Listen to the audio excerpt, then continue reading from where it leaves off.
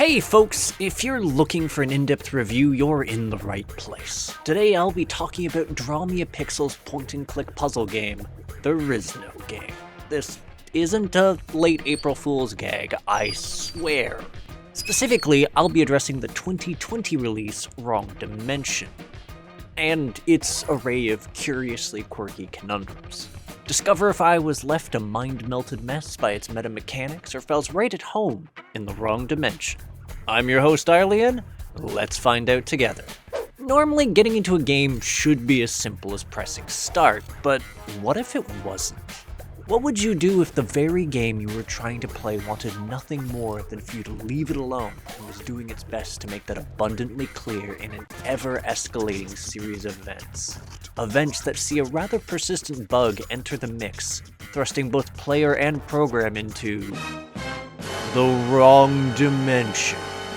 I'll be the first to admit that it's an odd premise, and it only gets weirder, but in a sense, this winds up being a notable strength of the game, given that it enables it to provide a fairly story-dense experience without needing to sacrifice any of its comedic beats. The gags, for instance, don't feel intrusive or out of place, whether it's the weird obstacles you encounter, the Looney Tunes solutions you cobble together, or even just the surly exasperation voiced by the game. They feel organic and serve as a decent vehicle for advancing the plot at large, which I should note, never really feels like it drags on. Each chapter provides its own particular difficulty to overcome, but also helps to build the overarching narrative of this particular title. What's more, because the crux of it comes as the game's exasperated reactions to the player's persistent pestering and puzzle probing, it feels rather organic in the way it unfurls. Admittedly, it doesn't quite hit the same way if you make use of the game's chapter select to putter around in earlier segments, but even then, I found myself discovering new dialogue, be it from Easter eggs, trying different things, or even just messing around. And it did let me see both of the game's endings. That was a fairly lengthy spiel on the story, so let's move on to the mechanics, and first things first, while I did describe the game as a point-and-click adventure, it's a fairly dynamic example of one. The first chapter, for example, plays it a bit like a virtual puzzle box, as in order to advance and play the game, you're essentially tasked with slowly dismantling the game's UI in an effort to find the tools you need in order to progress. Yeah. The game will do things like put a padlock over the play button, and it's up to you to somehow scavenge tools from the icons for settings in order to progress past it. It's just really neat and avoids relying on the player needing to perform arbitrary acts of adventure gaming sociopathy in order to solve tangentially related things to progress certain puzzles. That's not to say I don't love the random acts of chaos you sometimes commit in puzzle games, and it's not like you don't get the chance either, given that the game changes things up thematically as you progress forward.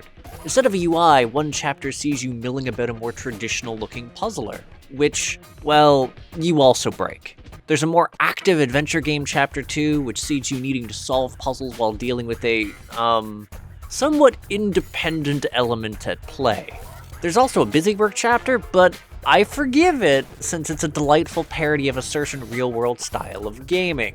And even that isn't everything, though I feel I should maybe stick to some vagaries so I don't spoil the entire experience for people. So let's move on, because I do have a fair bit to say still. Admittedly, my feelings on the visuals are fairly straightforward. I think it's a fairly cute, good-looking game. I also was pretty happy that I wasn't really left pixel hunting, with the things I ought to be clicking on generally hinted at with the cursor. That said, what really shined for me as far as its aesthetics went was the sound design. There's just a lot to like here, whether it's the sound of whatever fresh havoc you set off by clicking around the game's music, or the voice acting. It's genuinely a lot of fun with some really neat surprises in there. Also, I was absolutely floored by a certain song which feels very much like a very nerdy Bond theme.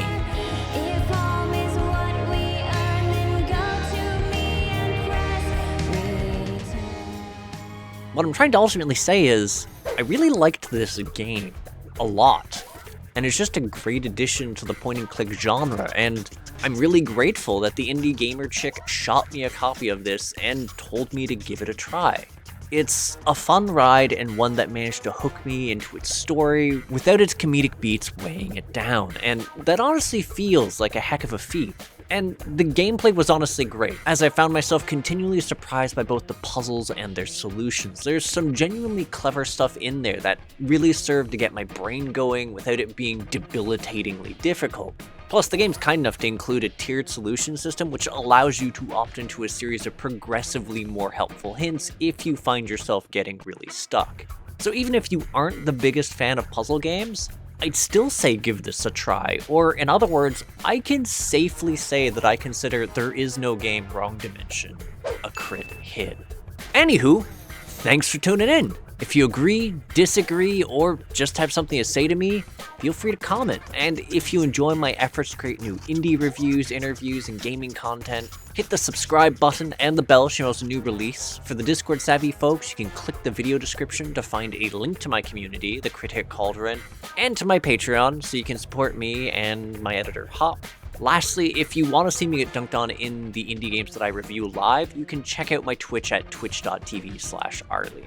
That said, I'll catch you folks on the next episode of Crit Hit. Take care till then.